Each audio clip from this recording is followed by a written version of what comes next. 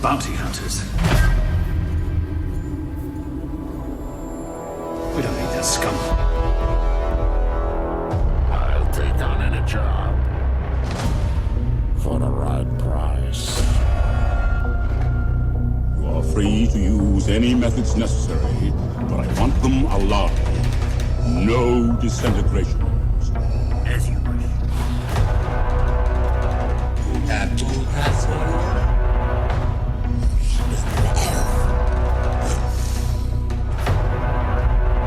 He's all yours, bounty hunter.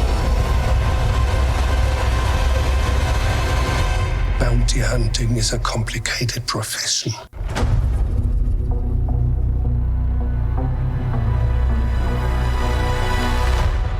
Welcome in to the Carbonite Chronicles, presented by the Hyperspace, podcasting in the 25th century.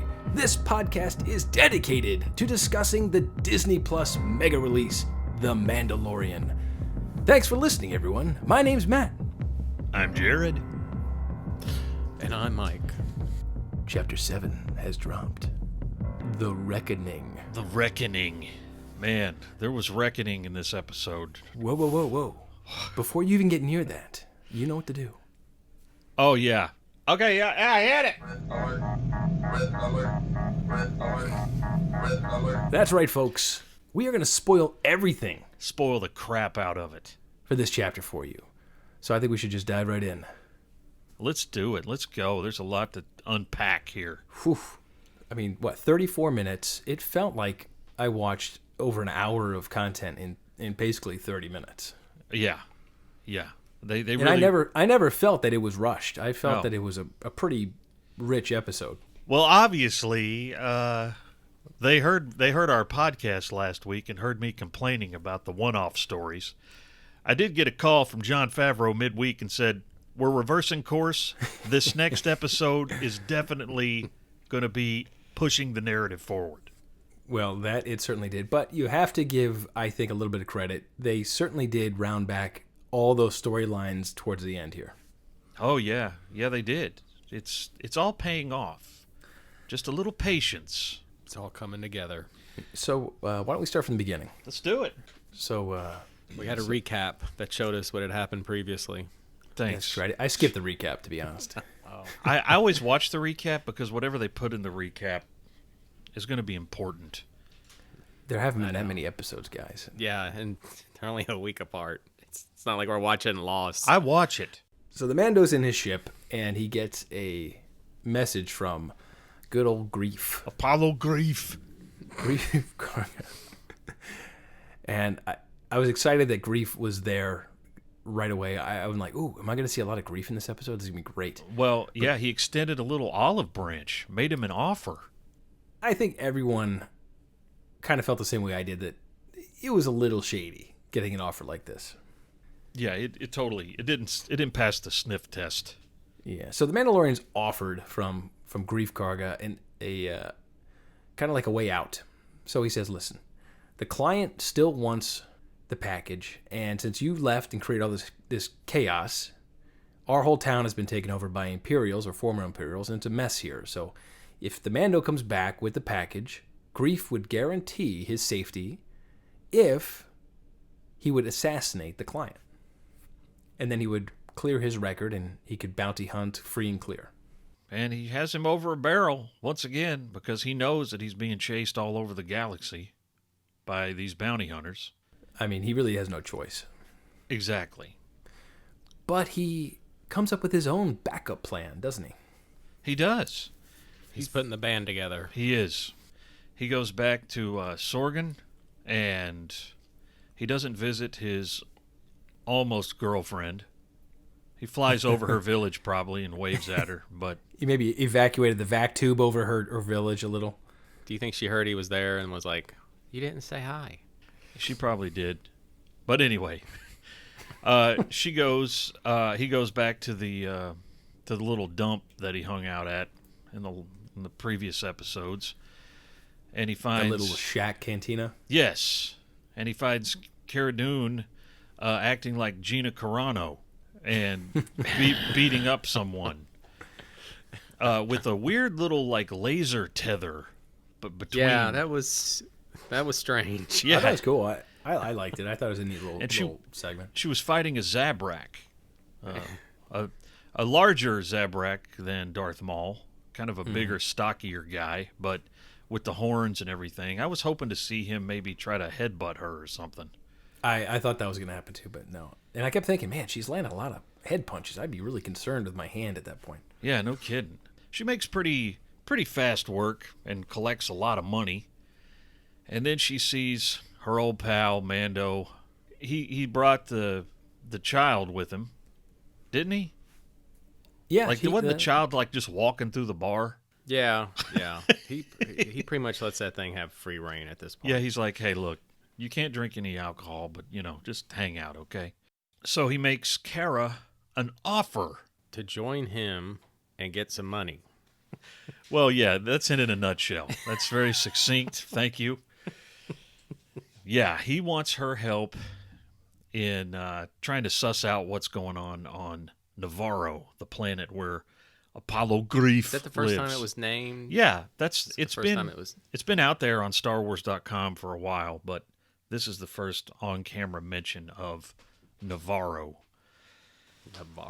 Which Wasn't he like the guitarist for Jane's Addiction or something? Yeah.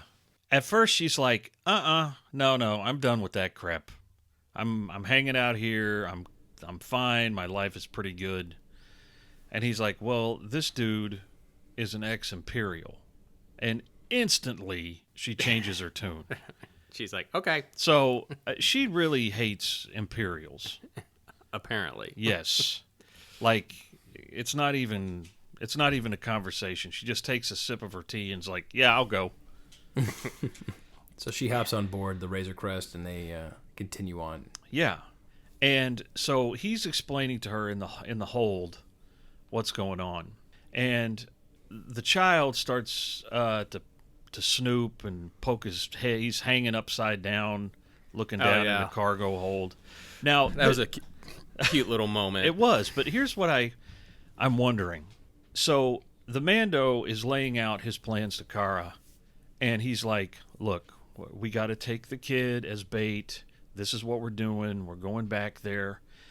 Now, does the child understand him?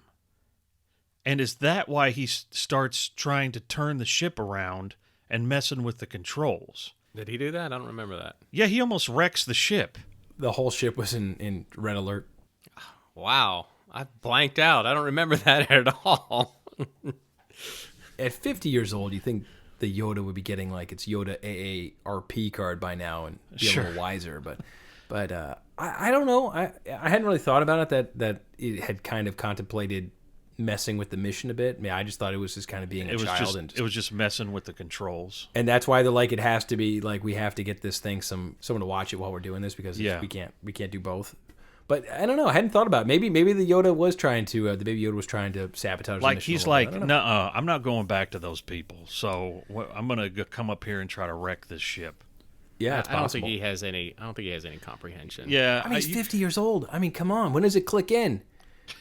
Yeah, that's true. If Yoda was training Jedi at 500 years old, I mean that what is that? In the womb for like 20 years. He was training him at 100. What does it mean, like an 8-year-old, like someone who's 8 years old training Jedi? Then, well, yeah, and you think you equate Yoda with a lot of wisdom and intelligence. Man, there must be a hell of a leap in the second 50 years then. Yeah, because that 50-year-old kid's running around like, I'm gonna eat my poo-poo. I like to eat poo-poo. But we don't even know if this thing is aging correctly because we don't even know. Yeah, if this thing's a clone. You're right. Or All right. That's a rabbit hole we won't dive down just now. But so they need help. They do, and he knows exactly where to go, and he goes back to his friend Quill, who now has a name, the Ugnaught, Nick Nolte. Quill, it's a very salty Ugnaught. See, I thought he was going to leave the kid there. I thought that briefly as well. But I think part of the plan working was the kid coming along. Yeah, because I thought, he's finally going to like leave the kid with someone instead of just like leaving it in a ship. Yeah, with I thought a that stranger. too. But I think he has to bring the kid for Grief to for this they're this double cross to work. So he wants basically a babysitter. They go into Quill's house, and they're talking to him about what's going on, and then in comes IG-11. I was thrilled. Holding a tea set. He's Would you going like to some serve them. tea? He's going to serve them tea. I thought it was great. I was thrilled to see him come back. Yeah. Well, I thought it made sense the way they explained he was back too, Yeah, the little flashback sequence they did was really good. and the way he had to like relearn them.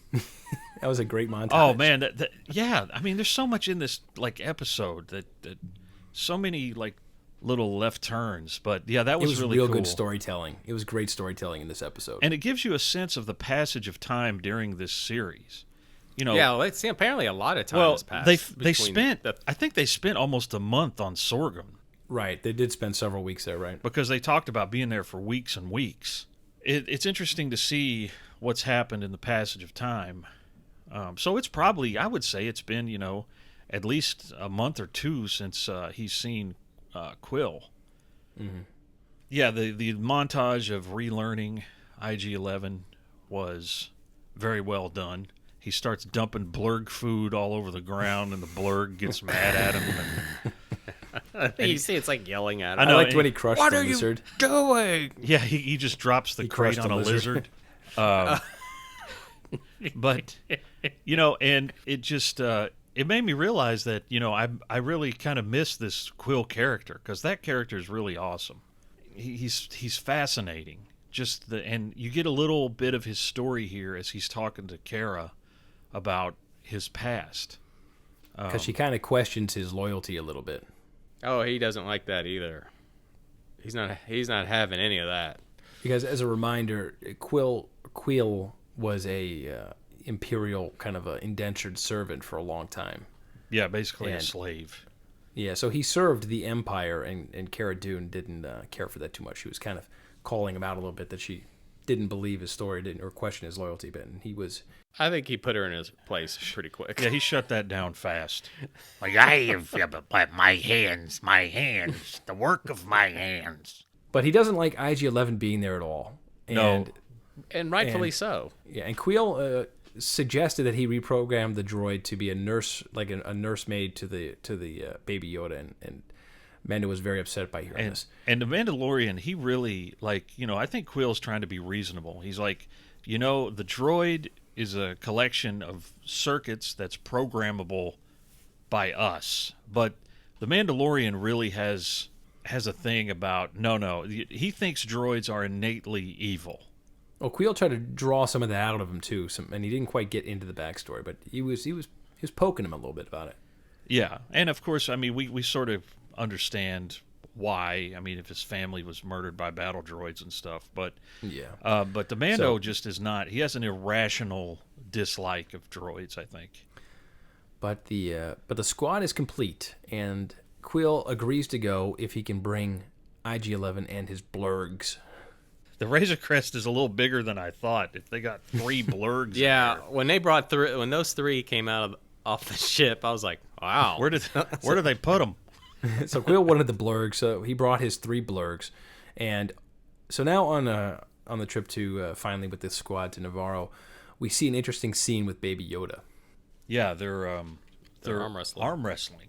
And Well, not it's a Baby s- Yoda. No, Mando Baby and Cara Yoda. Dune No, are. he's watching them arm wrestle, and they're in a bit of Yeah. a stalemate. And the Baby Yoda sees Mando struggling a bit, so he just kind of reaches out his hand and pulls a Darth Vader on him. Pulls the chokehold. Yeah, and like everybody in there is like, whoa, what's going on? Like, So he's choking Cara Dune out a little bit. yeah. Quill figures out first what's going on, or the Mando does, and he runs over and grabs the kid. And Kara's like, hey, that is not cool at all. What is going on here? And then I think they get into a little bit of an interesting kind of conversation, because Quill is like, oh, I have heard stories of this. Right. Going back to how the Jedi are kind of mythical in parts of this galaxy. Yeah, and also when you think about it, the Jedi would go around and snatch kids when they're very young. So it's not like people grew up with people with extensive force powers. They were kind of swept up and taken away. So they really weren't in general society where people could see it on a day-to-day basis. So unless a Jedi came to their area and performed some force magic in front of them, they really weren't exposed to it. But I thought it was interesting that all three of them, Quill, Mando, and Cara, they all seemed a little confused about what was happening. And he goes, "Oh, well, what you told me about the blurg makes more sense now." Or not the blurg, the mudhorn. Well, when you think of someone like Han Solo in A New Hope, he wasn't a believer of the Force, and he had been around the block a few times, and yeah, that's true. He had never been exposed to the Force in all his travels. So, I mean, the Force being used in a capacity like we see in the movies probably wasn't hitting the general pop too much. Yeah, that's probably true. We sort of skipped over something from their initial meeting I wanted to talk about. Quill makes a comment about the child because Mando says, "I think he's a strand cast." Yeah, I remember that. Quill says, "Nah, I don't think so. He's too evolved for that," which is apparently some sort of clone terminology. Yeah. Because then he looks at Cara Dune and goes, "But you look like a specimen from, some other place." So that was all kind of really obtuse, but I think they were definitely talking about some kind of clone thing, hinting at a bigger world that we might see. Yes. Yeah. But apparently, according to Quill, who worked in the cloning chambers, according to him, the child doesn't look like a clone to him. So right. And, it's also interesting. He mentioned that he had been working 3 human lifetimes, so that kind of puts an age of how old Quill is too.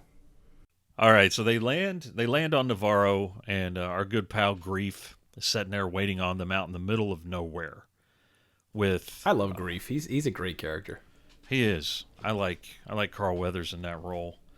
Yeah. And he's got a couple of buddies with him. He apologizes that they have to be out there in the middle of nowhere, but the Mando needed to land well clear of the city, so nobody knew what was really going on. And he's instantly suspicious because the Mando comes riding up on a blurg with Cara and Quill. And he's like, "Oh, well, you brought some friends, huh?" That's when I thought, when he showed up with those other guys, I'm like, okay, well, he's up to no good. Right. They kind of have a little bit of a stalemate about what they want to do. And then they agree to camp out. They have to get off the lava fields because it's all the Jawas out there. They need to head back to town, and they need to camp for the night somewhere. Yes. Or he suggests... They kill some kind of Navarro goat and roast it up. It conveniently wanders into frame right before we see it on a spit. But then, man, there's kind of a horrific scene that happens. It's kind of like a pitch black moment, actually. Yeah. And it was a little random, actually. Attacked by dragons. Yeah, a little kind of like little pterodactyl dragon things attacked him at night and really tore up Greef's arm. I guess they're poisonous too. So yeah, because there was poison, and it took off with one of the other bounty hunters from Greef's party and killed 2 of the blurgs. Right. And there were numerous little dragon things, but yeah, it makes me wonder, fried one. Greef lives on Navarro. Does he know about these things? I thought the same thing. I'm like, well, if this is such a threat, that'd be like us, swimming in the Everglades at night, and hey, being surprised when a gator comes. Hey, what the heck is that? That's a gigantic lizard. What's going on? That's a great point. But well, I don't know. Maybe he's not a camper. Maybe he doesn't go out much. Maybe he's not a big outdoors guy kind of guy. True. Maybe that kind of thing is unusual, but that's the first thing I thought of is well, this is obviously some kind of wildlife problem they have, and maybe he would have known about this. Yeah. But anyway, yeah, that messes him up pretty bad, and then we get a really big moment here from the child. We get our ET moment. Baby Yoda comes up and Ouch. pulls that venom out of here. Ouch. Pulls that venom out. He does. I know, because apparently like we said, the scratch was poison and it was running through his body. Old Grief, he kind of has a Wolverine moment there where he just kind of heals up on the spot. And I don't know. I know in the movies we haven't seen a healing touch like this. But can you guys, maybe Mike knows, has this kind of force power been explored before in like the Clone Wars? Like where somebody has this ability to maybe heal someone like that? Do you remember from your rewatch? I'm digging deep. And I don't remember anything from the Clone Wars. I remember I think one of the Jedi Knight games had it where you could get like a healing power. Yeah. But as far as in the Clone Wars, I seem to recall maybe Anakin has some kind of like connection with, it's not the same as healing, but like connection with animals where he can like put them at ease and calm them down or something. yeah, he did that in Clone He did that Wars, he did that in Attack of the Clones. Yeah, Attack of the Clones, that's what I meant. But I don't think we've seen this kind of overt use of the Force to heal like this.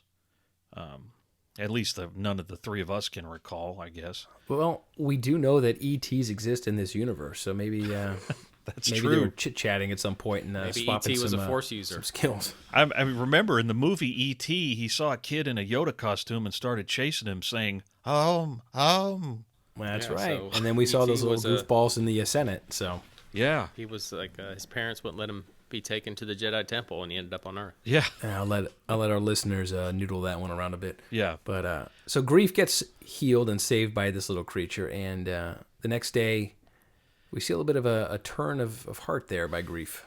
He actually... They approach the stronghold or the town, right? Well, he doesn't Grief kill the two bounty hunters that remain with him? So they approach the town, and then Grief turns around and kills his two cohorts pretty quick to the surprise of everybody. Yeah, he kind of lays it out like, yeah, I was totally going to double-cross you, but...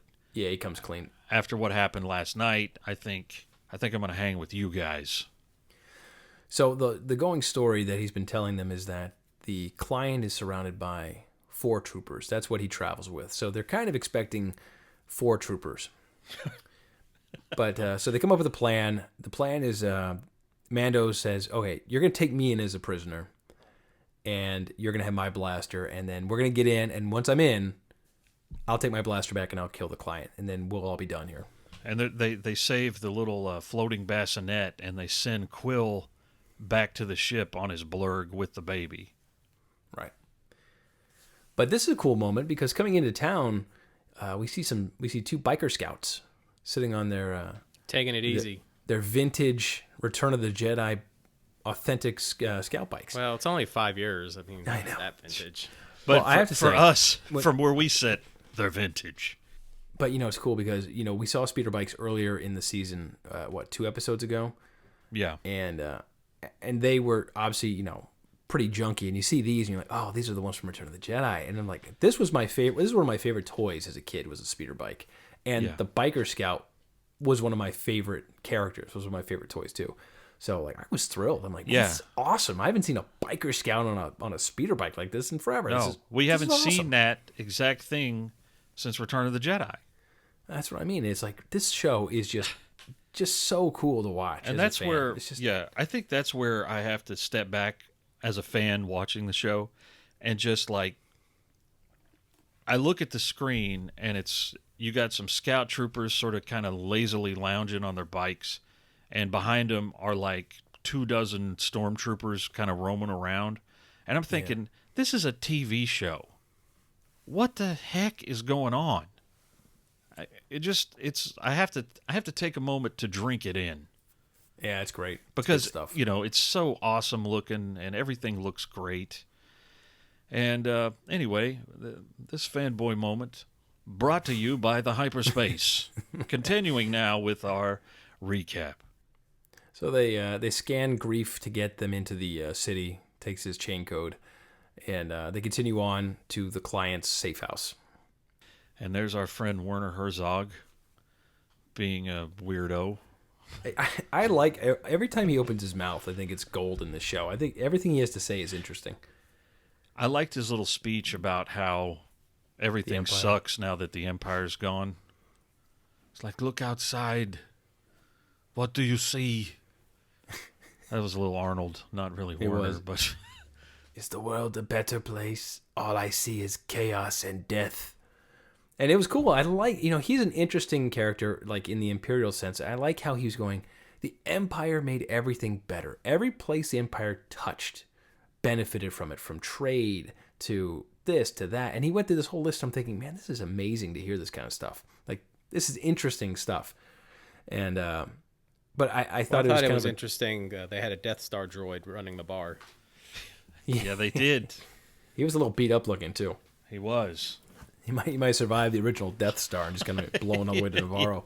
Yeah, he's like, I will be a bartender now. He was floating in space and started to sing a song.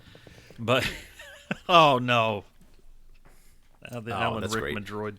The client wants to see Baby Yoda. Yes. And I found that to be kind of a funny moment when Grief's like, oh, no, he's sleeping. I know. And he goes, We will all be "We quiet. will-" that made me laugh out loud for some reason because it was so ridiculous.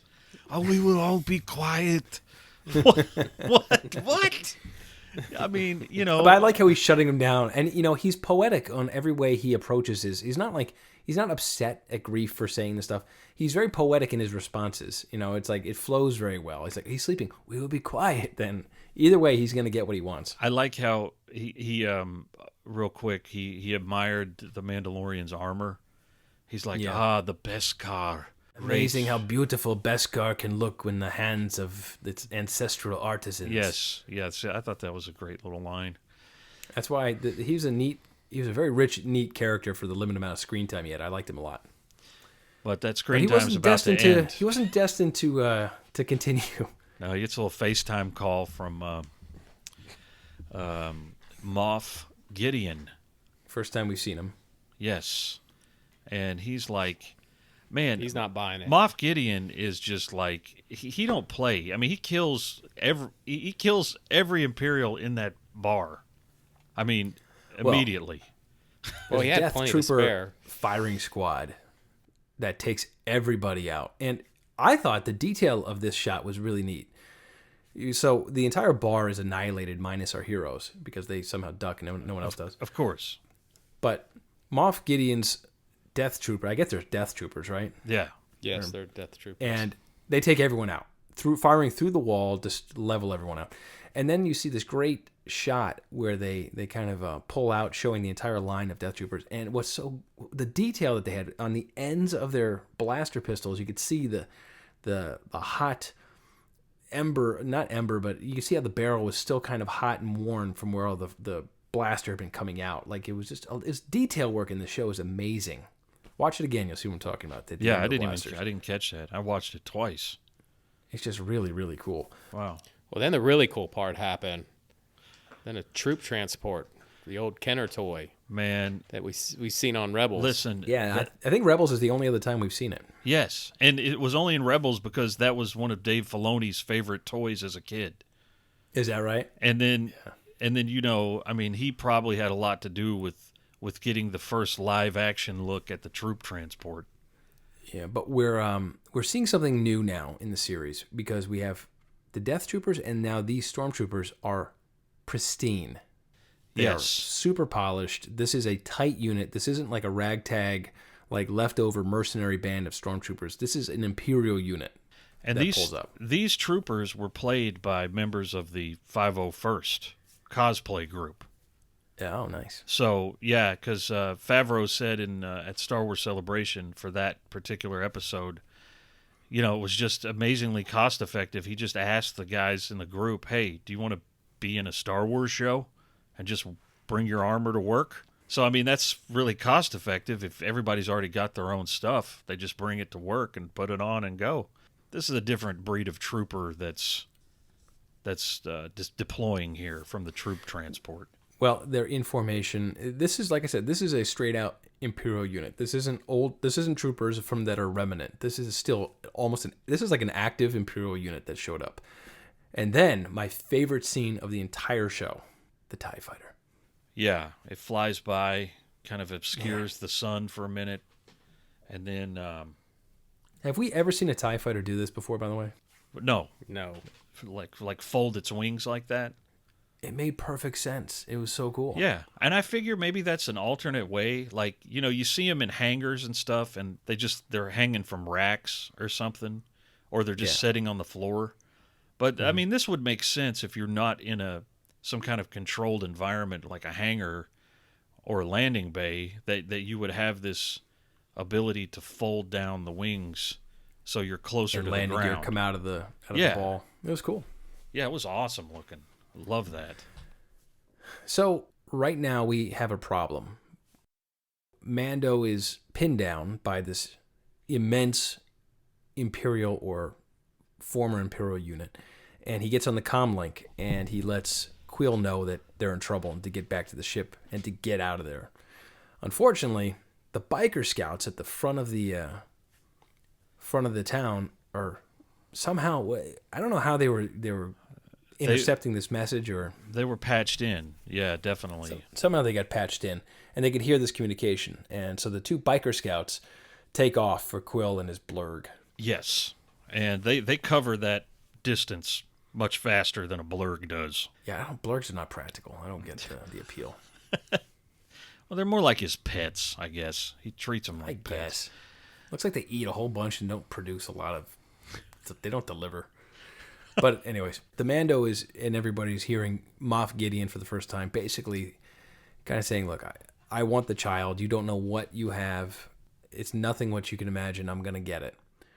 And it looks pretty dire. He was kind of a scary guy. I mean, he's very no nonsense. He's just like, look, here's how it's going to go.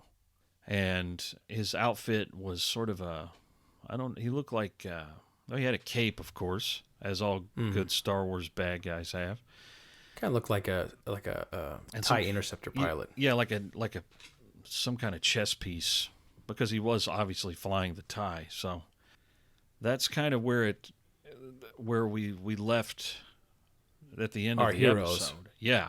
But then we see, unfortunately, a cutscene to Baby Yoda near the Razor Crest, but he's on the ground looking like, he's unconscious maybe? Yeah, Like he had looks fallen. It looks like he may be knocked out. He doesn't look like he's awake. Biker See him get Scout. scooped up. I know, man. The way he picks him up is just like rough, man. It's like, holy crap, dude. Come on. Skids near him and then swoops him up. Picks him up. And then then we see the shot pull out to reveal poor Quill. He's in his dead blurg. They did not quite make it to the ship. I He don't was think we're going to see almost Quill again. there. No, I think he's done. Man, he was a good character, though. A great character for the first season of this show. It's I agree. kind of a shame. And that's how they leave the episode there with some great music. And remember, IG-11 is still hanging out in the ship, so I'm sure. Yeah, I we're think gonna see- IG-11's gonna come out, see what's up, and not be too happy about it. Yeah, Yeah, I think we're gonna that's have true. I think he's gonna come in and save the day. So we'll see if our prediction's right. But man, great show, just great episode. Yeah, Great episode. it was directed by Deborah Chow, who is really making her bones on these episodes. She did probably my other favorite episode of the series so far, the one with all the Mandalorians come out and help him. So this was her second outing, and she's doing the Obi-Wan show. So that makes me feel a bit reassured. Oh yeah. This was probably my second favorite episode. Man, they're all so good. I'm just really enjoying the whole show. Yeah. Yeah, so we got one left. I can't believe the season's over, man. One left. Yeah. Did they but- announce when the second season's going to come out yet? No, but they're shooting it now, so we know that Hopefully it is. it's, Probably late not next too long year, I away. would guess. Yeah, I would imagine they may put it out about the same time they did the first season. So Yeah. we probably got a good 10, 11 months to wait. So Well, I will relish. And the we have an last extra episode. 2 days to wait for this one. I know. See, they knew what they were doing, man. They put this out right before Rise of Skywalker, so they're not going to drop an episode on Friday. So they're going to make us wait. And they ended on a cliffhanger from Hades. And I knew it would. As soon as the episode started and was taking its time, I was like, "Oh my gosh, this is going to end on a cliffhanger." This was an amazing. For 34 minutes, there was a lot packed into this episode. I didn't feel rushed in this episode. I felt there was a lot of information I got. It was a fun episode to watch. absolutely. But I can't wait to see how they end it. I hope it's an hour, just because I'm greedy that way, and I want more. I believe next week's episode's directed by Taika Waititi. So lovely. I think Good. you will be seeing some IG-11 in that episode. Oh, without a doubt. But yeah, that's where we're gonna leave it tonight. We appreciate you guys listening, and go out and see Rise of Skywalker tomorrow or tonight, actually. There's a new space movie coming out you may be interested in. So Well, we're gonna review that too, so you're gonna get our review on that Monday, yeah, stay tuned. and then we'll finish up with the Mandalorian next week. So until then, everybody. We have spoken. I have spoken. You know you can't live without this content, so subscribe to the Hyperspace Podcasting in the 25th Century. Follow us on social media, leave us a review, and join us next time as we take you into the 25th century. Thanks for listening, everyone. My name's Matt.